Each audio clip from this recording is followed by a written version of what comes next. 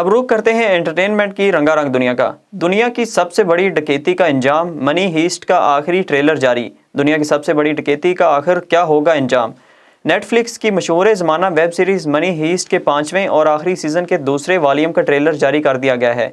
एक बार फिर प्रोफेसर अपने नए और नाकाबिले शिकस्त मंसूबों के साथ अपने साथियों को बचाने आ रहा है। मिस फ्रांस की रनर अप के साथ बदसलूकी, 7 अफराद को जुर्माना। फ्रांसीसी अदालत ने मिस फ्रांस की रनर अप को यहूदी होने की वजह से नफरत अंगेज पैगामात देने पर 7 अफराद पर जुर्माना आयद कर दिया है। दिसंबर में मिस फ्रांस के टाइटल के लिए मुकाबले में आने वाली लड़की के वालिद इसराइली नैयाद हैं। जब सार्फिन को इल्म हुआ तो उन्होंने रनर अप को सोशल मीडिया पर तनकीद का निशाना बनाना शुरू कर दिया।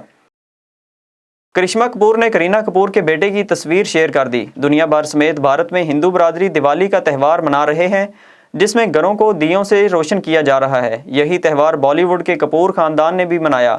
कपूर खानदान की बेटियां त्यौहार पर रवायती लिबास में मलबूस नजर आईं और इंस्टाग्राम पर अपनी तस्वीर भी शेयर की।